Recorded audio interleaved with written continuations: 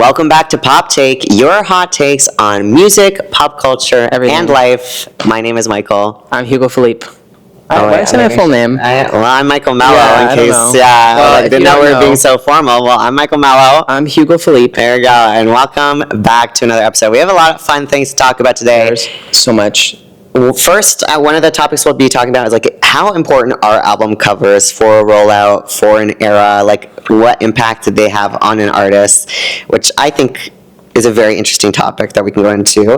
Another one I find super interesting is like, should artists release their leaked music? We'll be talking about that. Artists openly hitting on their old music, another topic that I find very interesting.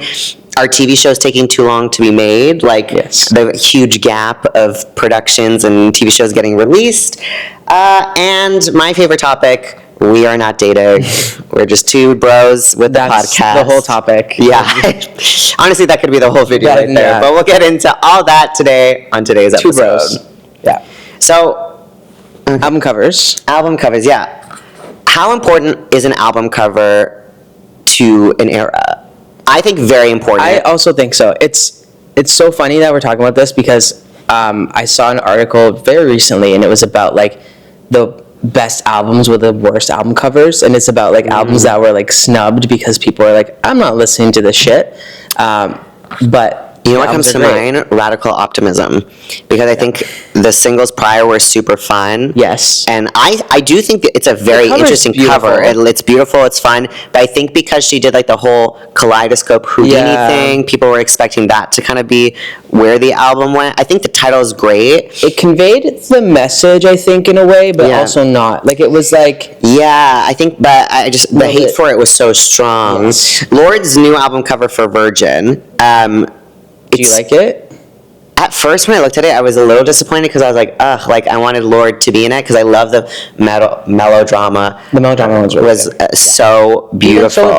Even Solar Power, I think was just like unique. But then I thought about her first album, and I was like, it's just text. Yeah. So that's giving me like first album, no budget. Like it's just like it's giving me a return to a recession. Welcome back to 2014, baby. We are back. Yeah, that's how we know. Yeah, but now that I've like sat with it, I do like it. I think the interesting thing about her album cover, and I'm sure there's going to be more things that people will pick up on. Like when I first looked at it, I was just like, okay, it's an X-ray, whatever.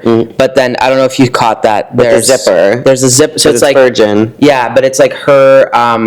So it's like her pants and like I think her jacket. So you can see like the buttons and the zipper. But then you can also see, apparently, I don't know what it looks like, but like her IUD. Is that what it's called? Like the yeah. So and I think that's like two gay men talking about vagina. Is that an IUD? You know the prep that women take. Yeah, never seen that before. But so like there's obviously a political message right there. You know what I mean? Of like her having that. So I understand the importance of it, and I'm sure we'll see more of it in the album. Well, I also think like even like Ed Sheeran's album covers, the past they've all been like mathematic.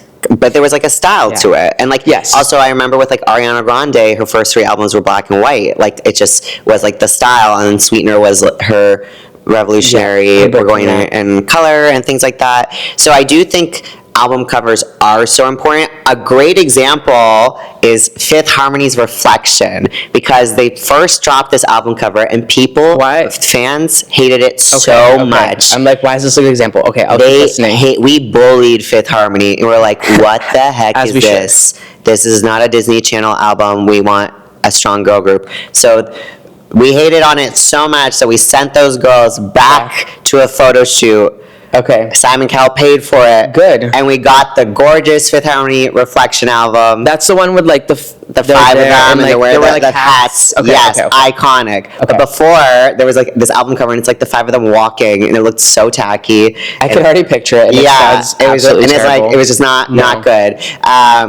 So I do think album covers are important. Another person whose album is doing I guess it's getting mixed reviews, but like Addison Rae.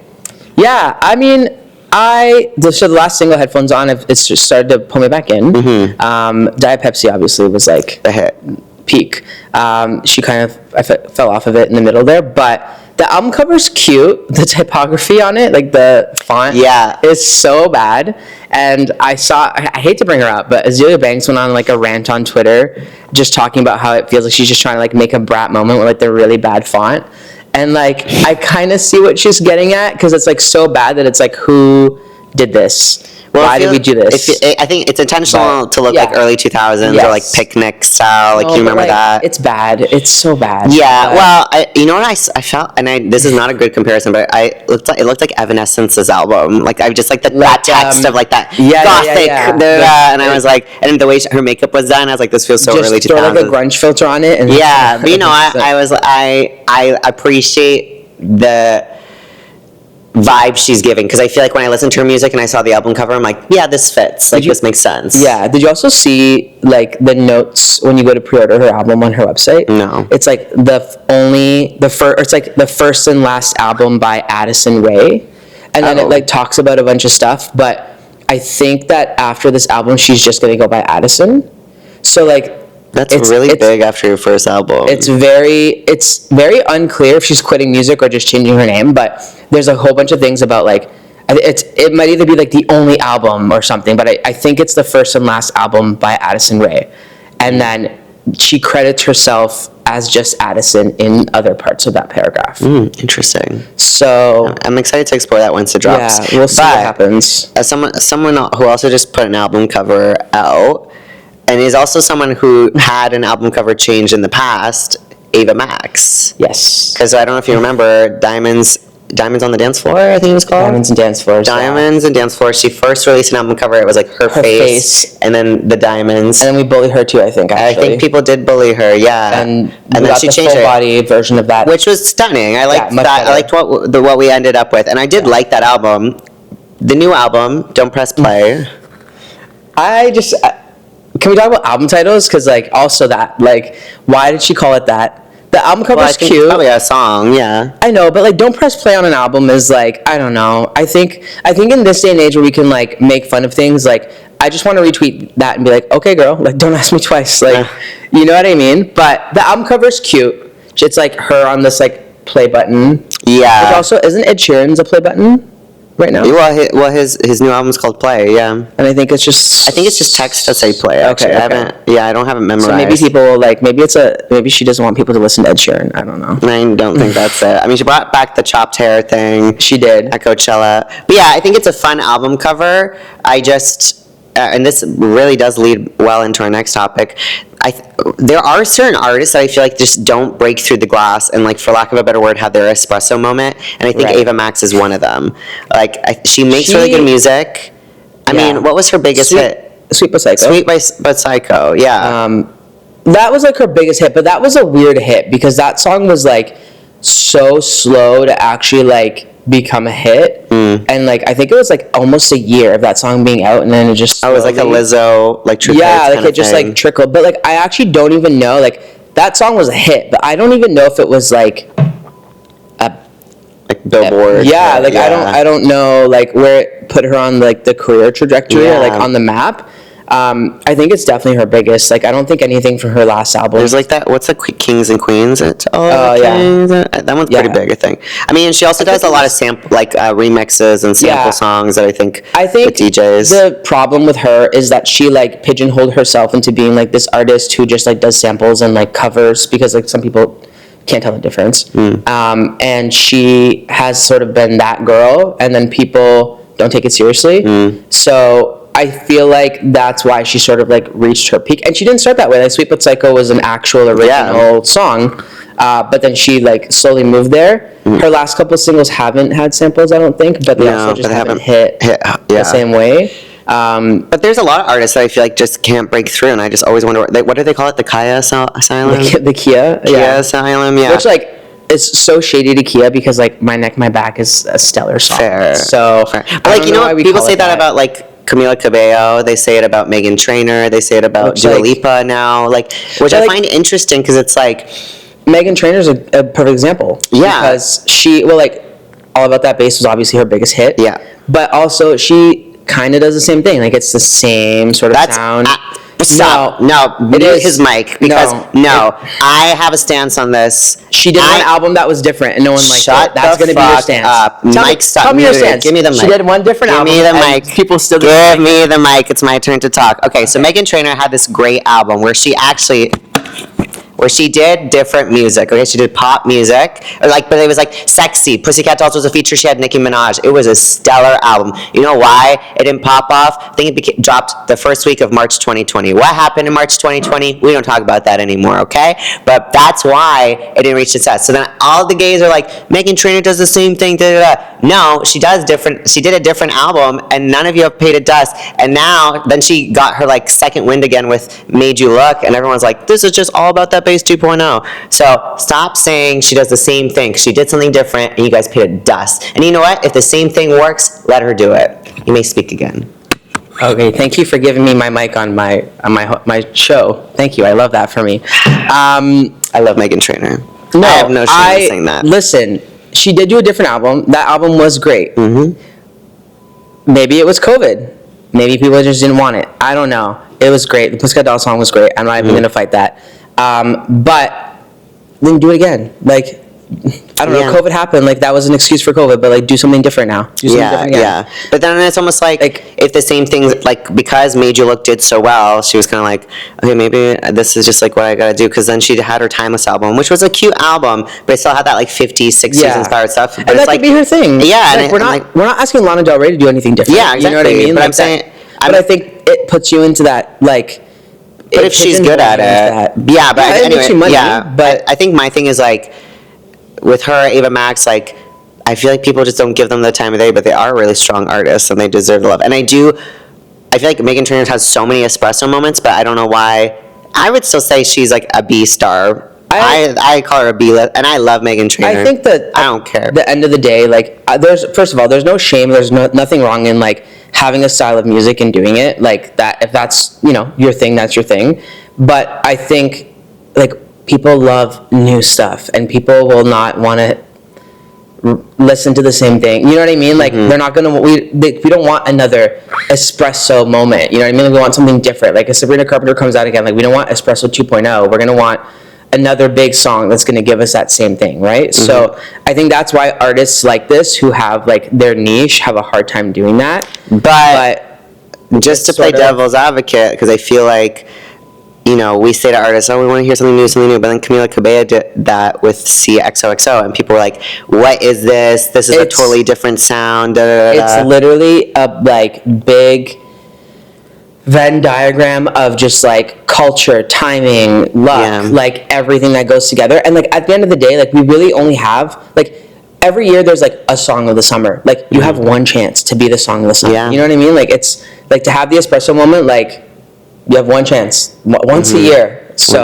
to have your Brat Summer, you have one chance a year to have your Brat Summer. So I feel like it's more difficult. I mean, it's impossible, pretty much. But two more artists that I do want to touch on that topic of not breaking through. Right. One was Normani, because I feel like she was on her way to being an A-lister, and I think she's still super incredible, and she's still one of my favorite artists. But I think no, she was one of those people where she's maybe I don't want this A-list fame. Maybe I do want to be C, and all I want to do is be able to tour my music, but still be able to enjoy my life. I think that's great. I think it's great when someone's in tune to know that. If that's what she wants, then great. If Normani's sitting at home being mad that her career has not hit, she got engaged to a hot ass football player. She's happy. Okay, then good for her. But if she ever wakes up and is I hate where I'm at, girl, you only have you to blame, because we tried, people tried. But I think she's happy. I think that she wants that level. I am happy for her. Yeah, but anyways, speaking, I guess of Normani, but just in this world, so leaked music is a big thing, I think, in fandom cultures, and it poses the question, should an artist release their leaked music? Normani had a bunch of leaked music. In the past, we know she was supposed to be on a collaboration with Dua Lipa. The Dua Lipa song was released. With her, Ray, same thing. She had a leak with Ray. And then she wasn't on it. Put the album out, she wasn't on it. Recently, Selena Gomez, on her deluxe album, yes, there was a leaked fans' favorite song called Stained.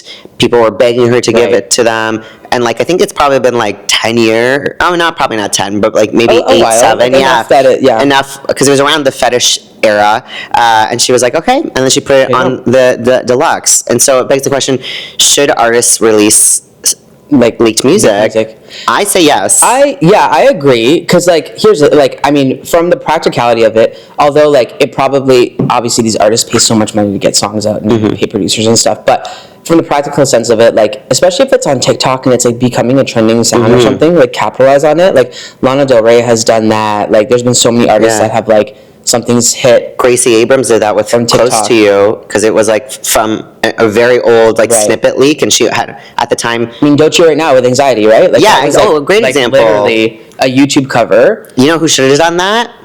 Ariana Grande with Fantasize, yeah. which I know she was like, this was a joke song and I wrote it for a TV But- show, whatever, but like, it Yeah. would have smashed. I think, listen, labels 100%, if something hits on TikTok and it's an unreleased song, like they're definitely scrambling, trying to like convince whoever they need to convince to get it out.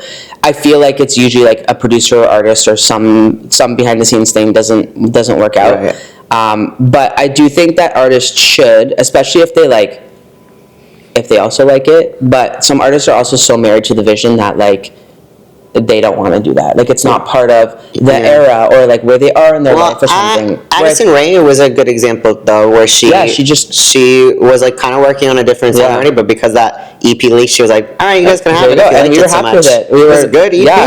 And like, look where it got her. Like, she's doing her because I thing. feel like because she leaked the EP, gays 100%. we're like, oh, I'm excited to see what she does next, which is why Diet Pepsi did so well. I agree. I think her releasing that EP helped the trajectory of this. I think if she had just waited and done this, we wouldn't have taken her as seriously, and she just would have been a TikTok girl. But you know what I also find interesting, and I feel like I've been dropping Camila Cabello so much in You this have, episode. but it's fine. Last time.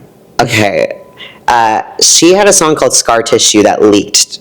And Like first album that like like got redone. Because it was like from the Healing. I think it was like it was from the that Healing, era. like the first original album concept. But she never released it. But then she performed it on tour because it was like leaked. I hate that. And that to me was like, because you know your audience is singing it. I hate that. You know your audience loves the song, and you acknowledge that this song exists because it's now on the set list. So why did it never get released? Because my original thought was like, oh, she's obviously going to release it at the end of the tour. And it never came. Lana Del Rey did it too with Serial Killer, which is a great Lana Del Rey. It's still not out? No, still not out. No. And same thing, it was a leak, like a fan favorite leak. Never released it. And artists do it all the time, and I think it's kind of cute. But at the same time, like, you're also just playing on that same thing. The only thing I can think of again is like she just can't release it because she doesn't have some sort of ownership. But at the same time, it's like, just don't tease us like that. Just move on. Leave it alone. And kind of just to wrap up the music section for today, what's your take on artists shitting on their old music? Like I think there's some artists, and I'll use Dove Cameron as an example. Right. Where when Boyfriend started doing so well, she deleted all her old music from Spotify and basically was like, this is now my sound. What's your take on that? Because sorry, go ahead. I will ask a question. Is her old music like stuff she didn't have? Because I know Sabrina Carpenter also has kind of like talked about her old music not being her because she was signed and like whatever. on a Disney label. Is that the same situation as Dove, or was it like actually her older music that she just like? I think it was only like a couple years old because she had my mind was like she had this one song called Lazy Baby, and it went number one in my house. Let me tell you that, it fucking hit. Okay, and it wasn't like, I think she was done Disney at that time, so it was kind of like in her, like she was just trying to find her sound. Okay, so then that can stay up. I think if it's like something you did so long ago and it was like not whatever, like I understand, like especially when it's like independent artists and it's like their first acoustic thing that they did at home and it's like terrible. Right. Okay, I get that, but like I don't get. No, this had a music video. She took the music video down too. No, so like you worked on that. That's a part of your like. You can't wipe away history. Like that happened. Yeah. Like, whether you take if you take it down, all that's happening is you're not getting paid for the streams, which like is. That's what I was gonna say. It's literally free money because we're streaming the song. Like now we're just gonna stream it illegally. Like the fans are still gonna listen to it. The fans are still gonna find it. They're still gonna get a download. I'm not here for that. Yeah, and to bring we already talked about her, Normani, but I don't love when artists openly say they don't like a song that is a part of their body of work. So for example, like love Normani down, but like the amount of times she's talked about not loving motivation, it's Right. like, girl, just zip, like, because the people love that song and that's your biggest hit. And even on her newest album, Dopamine, my favorite song on the album, she like the first week of press release, she was like, yeah, I want to like put this song on the album, it's called Take My Time, and she was like, I kind of hate it, but then my husband really liked it, and like I kind of hate it. and then she was like, That's crazy. I know like a lot of the motivation fans will like this style of music, and I was like, girl, Right. just don't say that, sell Yeah. me the product. Yeah, especially when it's the first week. I think that like it's tough. Like, don't say you hate it, but you could be like, you know, I wasn't thinking about putting this on the album, but then like it's my husband's favorite. Like whatever. Yeah, it is. maybe Like, I didn't. there's so Maybe, many- to be fair, maybe she didn't say hate, but just like the way it came off was like very apparent. yeah, It wasn't her fave. especially like during the first week. Yeah. Like it's, but you can also be like, this one almost didn't make the cut. Like there's Yeah. ways to like for you to get that impression of it. I can tell that she probably talked shit about it, the way she's talked shit about motivation. Which like at some point in your career, you were okay with releasing that. So like you can talk about how it's not where you are at right now, but like it is what it is. It Yeah, happened. Like and Miley Cyrus, I think, like during the banger eras, I remember she was like, I dislike the climb, and like she doesn't want to like talk Right. like touch Hannah Montana stuff. But then I feel like now she's also in this time period where she looks back and she's like, I love this, Yeah. and I feel so grateful for this, Yeah. and she like appreciates it. And I can respect when artists go through these phases of like, I've been doing these songs for 10 years, like Right. let me take a break. But it's nice when they do come back to them and they're like, because I remember Miley Cyrus like only started performing The Climb again after, I'm pretty sure it was after like the Donald Trump first got elected, so she performed it at Jimmy Fallon, and because she Right. realized like the song has like so then- much yeah, yeah. meaning to people. And yeah, so I think artists, if you don't like your old music, zip your lip. yeah, just keep it up, and you don't have to talk about it. You don't have to perform it. No one's making you perform it. Just leave it alone, but like let the fans enjoy it. Okay, something I want to talk about are TV shows taking too long to produce another season and Yeah. come back into rotation, because I'm tired of it. The finale, final season just You, came the out. TV show. You, the TV show. Not me. You came out a long time ago.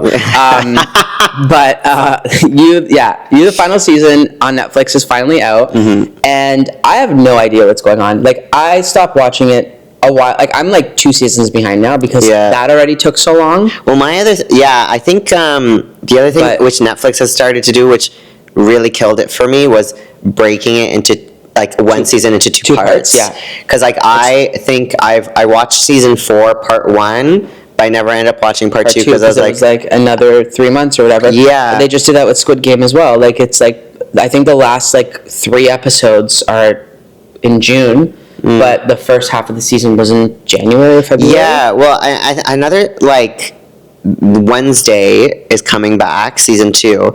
But it's been so long that the brother, Yeah, I don't- or like, is so big. Like, he's so tall. He's growing up so fast. Yeah. And another show that's, granted, I think they're writing it in as a time jump, but Okay. Euphoria obviously took so long. Yeah, I can't even tell you what happened anymore. I started rewatching Umbrella Academy last week. Yeah. Because I had never gotten around to the final season. Yes. Because that took so long. And then that's a show where like I need to remember everything. And it also, like, this is Netflix. If this comes across your radar, you need to put like those season recaps in, because they didn't put it for season 4 of Umbrella Academy. Oh. And they have it for every other season, and I'm like, I don't remember this. Like, this has been 3 years. Like, I have no idea what's going on here. So I had to like go to YouTube and find something, and it was just like an extra step that I'm like, ugh. And then it's like you find some like long-winded fan thing, and I'm like, I'm not watching this for 30 minutes, but I have started to get, there's so many shows now. There's so many good shows. So it's like I don't have the capacity to wait 2 years to watch another season of it. Yeah. I'm sorry. Like, Abbott Elementary is a great. I think it's also because it's still on cable. Yes, where it's got it's that season, constantly yep. pumping episodes, and like you know, the last. Oh, sorry. no, I'm saying every September you're gonna get a new season. Yeah. Like, it's One of the last shows I was like religiously obsessed with watching weekly was Jane the Virgin, which was a while ago. Right. But they were really quick at turning seasons Yeah. over, and like it kept the story fresh because you're like, well, I can't wait to watch more. next Whereas, thing, yeah. like with you on Netflix, because it's been so long, you kind of like lose interest, or I've like. I've changed so much since the first season of You dropped, and that's not to say I think You could have been so, because it's like a 5-season show, so I still think like it would have been fun to like have. I think it just like took so long. And like another thing I'm not loving, and they do this a lot, is TV shows getting the movie treatment as a grand finale because they don't have the budget. They don't want to give the budget to do a season finale. And that right now was released with Heartstopper, which one I get because I'm like they're growing up, so like we need to like wrap this up because they're not high schoolers anymore. But at the same time, like, I mean, it's better than just canceling the show. I'm glad we got like a movie ending. That's what I was gonna say. Yeah, like at least there's like a closing to it. Yeah, and it's not just like left at like. I hate like not even cliffhanger, but just like no ending. Like nothing ends. Like How I Met Your Father on Disney Plus and Hulu. I've to this day, so upset. I can't stand that, and I think you have an obligation to the fans to just like wrap it up. Like give me a I don't know, give me whatever. Another example, iCarly, the like adult version. The last episode of the show, Carly's mom walks into her wedding with Freddie. And it's like a big gasp because we've never seen her mom. We didn't even know her mom was still around. And so like it's like this cliffhanger of like, oh my God, they're about to get married and the mom walks in. And everyone's shocked. And then they canceled it. So now we're never going to know who the mom was. And now we never get to see these characters that we're so excited to see get married. But the cast is teasing that like they're hoping that they can get a movie out of it. Just to wrap it up because they know it's like so important to. Like that, How I Met Your Father, like I guess, yeah, like if instead of canceling it, just give me the movie version. But it's still annoying. Well, there's a Mythic Quest on Apple TV. I don't know if you ever watched it, but they recently got canceled, and they actually went back and refilmed the season, now a season finale, but it was supposed to be the series finale, and I think they went back and refilmed or recut it to like actually finish. So that there's not like a thing. Blank and like maybe that's something shows need to start doing. Like if you're like we're on the cusp of potentially getting canceled, like film an alternative ending, like film a potential little wrap up. Like it's going to cost you more at that time, but like then you at least wrap up your show. Because also like this also turns into this whole other thing where like if it's gonna get like if that happens, the show most likely or might not get picked up to go somewhere else again because people aren't going to want an unfinished season unless you're like Netflix who then wants to like make seasons after. Netflix loves to do that. Pick up a show, see if there's like demand and then like continue it. Well, there was a show on Netflix called One Day at a Time which I really loved because it followed like this like Spanish family and stuff. Didn't that get canceled like 3 times? It got canceled and then I think it was called Pop TV picked it up. And then it was kind of funny because like the first episode they kind of were like making fun of the like Netflix, basically like one of the characters like ugh like Netflix, let's watch the other stream or whatever. But then because of the pandemic it got canceled, and then their last episode was like animated because of COVID. They were like, okay, like we want to try like wrap this up, so let's just like animate. I didn't know that. So they animated cartoon versions of the characters and just had them like voiceover, which it's kind of cute. Was it unsatisfying? Like, yeah, but at the same time, like knowing what was going on in the world, you just kind of have to like take it. Yeah, but like I would be happy like with anything. I think this happened during COVID a lot, but not necessarily for season finales. But like people doing like live readings on like streaming and stuff like that. Like I would, if I was into a show and it just ended like randomly, I would be happy with seeing a YouTube video of everyone in a room just fucking reading a script and like giving me a conclusion of something. I would accept that over just like we're done. Or even like the head writer of the show being like, this is how it was gonna end. I really need that. And I'm beating a dead horse, but like How I Met Your Father, I just really like, who was the father? Just tag him. Just ask him. Tell me. Tell him. Please. I don't want to talk about this anymore. I just want to know who Hillary Duff married. I just want him to know who she married. Because I'll keep a secret. Sign an NDA. Like, reach out to him and be like, I will sign an NDA. Just tell me who. I'll never talk about it again. Yes. Please. You'll help us so much. But yeah, 1, TV show is taking too long to get made. 2, stop canceling them without finishing their stories. I agree. Massive disservice to fans. Yeah, I was going to say, and like maybe don't make them into movies, but like if you're going to make it into a movie, it has to be because it finishes the show up. That's the only expectation. Are you just like not a fan? So like I want to know about the movie thing though, because like what is the thing you don't, like just a random movie being made? No, it's like they make a movie so that they don't have to pay for another full season. And this has Got also it. been done with Sailor Moon. So Sailor Moon got like Okay. this reboot called Sailor Moon Crystal, and basically it was like, we're gonna like reanimate the show you love. It's like we've cut out all the filler, and it's just gonna be like a strict like 40 episode show Right. to like. So that's since because like the original show was like 200 episodes, right. and we're like, oh, awesome. But then after season 2, it took so long to get season 3 made that they got like a new team. They like redesigned the characters again. That when it came to season 4 and 5, they're like, hey, actually for season 4 we're gonna make 2 movies, and then for season 5 we're also just gonna make 2 movies because it's less money. And Okay. but then it's like you get a rushed plot. Yeah, so you don't even get the experience yourself. Yeah, so Okay, like I one of can the see villains that. in like one of the Sailor Moon movies was like there for 5 seconds, and I was like, that Okay. was one of my favorite villains from like Okay. the old show, and they only got 5 minutes of screen time. Like, I can see it's better than canceling, but I can Yeah. also see, like, okay, well, you didn't really actually end up, you rushed it all, so. Yeah. Or also, and this is also, no one's gonna care about this, but like I'm a Sailor Moon fan, so I'm gonna say it. But we waited years. I'm telling you, years. So okay, Actually, for a friend context, that was working on that. what? Yeah. He, like, got scouted for it. I don't know if he actually ended up doing, he did something. Like animating Sailor Moon? Yeah. Why have you Yeah. never told me this?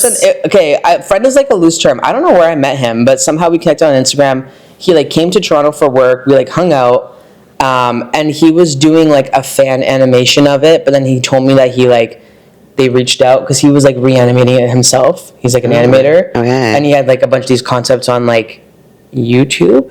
And he was doing something. I don't know Oh where that's my at. Maybe God. he's the fault for all this, but No. Well, I don't know. I mean, but I was gonna say, so that basically, like, the final Sailor Moon form for like all the like planetary guardians is called like the Eternal form. So we like in the original anime, we never got to see that because they were lazy. So they were just like, we won't do it. But then for the movie, we finally got to see them in these forms. So I'm telling you, I've waited like 25 years to see disappointed. to see them transform into these things. And you know what they did? They did a split screen animation of all 4 Guardians transforming. And I was like, are you kidding me? You couldn't give each of them one individual transformation each so that I could watch this? so do you get to see the full thing though? Like, No, they do like split screen, and then they do like Parts? like she's spinning, now she's spinning, and then she winked, and they this one that's- piece, and then final pose is like split screen. I was like, you have That- got to be joking. Yeah. And people are like, we've waited so And many it probably years. exists too. Like they probably did it and then just cut it into the pieces. Yeah. I'm annoyed for you. Also, sorry, now this is like a whole Sailor Moon episode, but because they made it into a movie instead of a show, the original core like Sailor Guardians, like Mercury, Mars, Jupiter, and Venus, get fucking killed off in the first 20 minutes of the first part of the movie. Oh. So then you're like, Well, then- like I didn't even have time to like That really happens. miss them because you just, well, I mean, obviously you're gonna miss them because you've seen them all the other times, but like it was just felt It's rushed. literally Scream. Yeah. Yeah. Okay. Well, I'm glad you got that reference. Thanks. Today's episode is sponsored by Scream and Sailor Moon. Yeah. I want to talk about like a really, really tough topic right now. Yeah, it's been It's been been crushing rough. me. We're not dating. No. Stop assuming Yeah. that just because the We top and literally the look like bottom we could hang be- out. Fuck you. I'm Verse, and you know that because if you look at her, we have mutuals that we have both exchanged romantic interest in, and Okay. you know that we both top that was a- person. okay. So take that, Hugo. Thank you for just airing my dirty laundry. Well, you want to come? Yeah, you want to come for me? I'm gonna step on your neck, okay? And this is why we're not dating, because I could not want this man. Yeah, this is our relationship. This is it. Very brotherly. So we actually recently, so when we went to the Junos, we were Flying. we were on the plane, and the flight attendant was pretty cute, but he was talking to me as if we were partners, and so we devised a scheme. I took my Aura ring out and I put it on my like wedding finger, and I like literally had my arm out so he could see that I had a ring and he did not, because we're not together. Yeah, and then when I went to the washroom, me and the cute flight attendant like were chatting, and I was like, Yeah, it works. Where should I go for drinks? That's a good one, man. And so like, yeah, but it is funny that people just like keep assuming because we're a pair. Yeah. But it's like we're just two dudes with a podcast. Yeah, bro. I don't see you guys asking like two girls that are hanging out. Or what are those like backyard bros? I don't know. Podcast? Oh, yeah. You know, I don't see people asking if they're. Well, I obviously wish they were together though. They're so fun. cute. They love each other. Joe and I forget his name. But anyways, they're such good vibes. The sidekick. He's so cute though. They're both cute. Yeah. He's not a sidekick. He's a main character. Yeah, you're right. I know. I don't know why I said that. Anyways, I'm sorry. the point being, We're not. We are not dating. No, that's it. That's end of video. no. But you were very passionate about a topic recently. I was, and I still am. So we got our guys. I don't know if you can see our little. We made these ourselves. Branding. Because we're, budget conscious. But we got these at Dollarama, and we both had the same experience. We went on 2 separate days to get some stuff, but they're absolutely insane now with their self-checkouts. So I don't know if you guys know this, but they have a fingerprint scanner for the people that work there. And if you have to void something, they make them scan their finger to approve it instead of a key card like a normal person. And I just can't even get behind the idea that my workplace would want my fingerprints and require me to use them unless I was dealing with confidential government information. Yeah, that's absolutely. It's too much. That's insane. Also, I was scanning stuff out, and then I put an item down, and it started, ringing, and it was you put more than one item down, and I was like, no, I didn't. Yeah.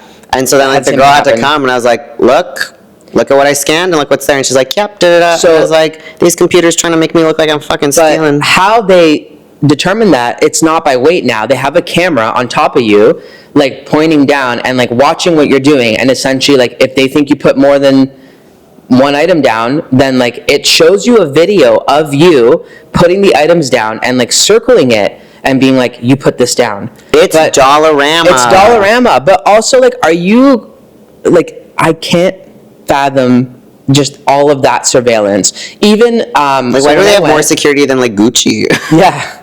When I went, I had something in my cart, and then I clicked I think my bag was in my physical cart, and I clicked that I was done, and it was we still see items in your cart. I'm yeah, that's my fucking bag. Yeah. Are you they literally have a camera. I don't know if it's a person back there just clicking buttons or some AI that's just checking stuff, but absolutely insane for Dollarama. An item costs obviously not $1 anymore, but the item cost on that is probably 50 cents, 25 cents if someone was stealing it.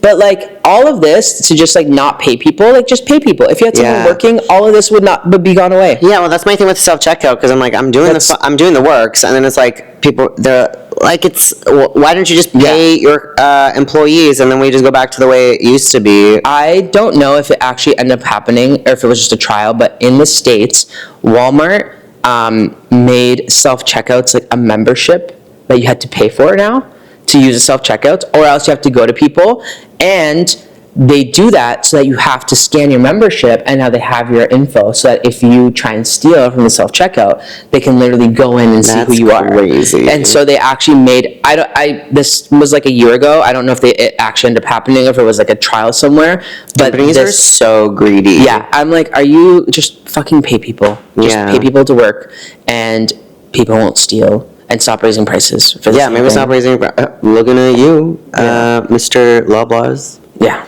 But also, I just find self-checkout so concerning in the sense of we're already so low on jobs, and we keep cutting back. Yeah, every single thing possible. Yeah. Yeah, and also just then they pay for more security for self-checkouts, so it's you're just offsetting. You know what I mean? The same thing, or the losses are so big you could have just paid people to work, and you wouldn't have had those losses of people stealing at self-checkout. It make it make sense. Yeah. Well, on that note, that's our episode. Yeah. Hope you guys aren't scared of losing your jobs. But that was a fun episode. Thanks for tuning in. You can always check out our past episodes on Spotify, Apple Podcasts, YouTube, and anywhere else. Literally anywhere. To your podcast. We'll put it up. You can also follow us on Instagram and TikTok at the PopTake. That's us. I'm Michael Melo. I'm Hugo Filipe. Full names. And this is PopTake. We'll see you soon. Bye.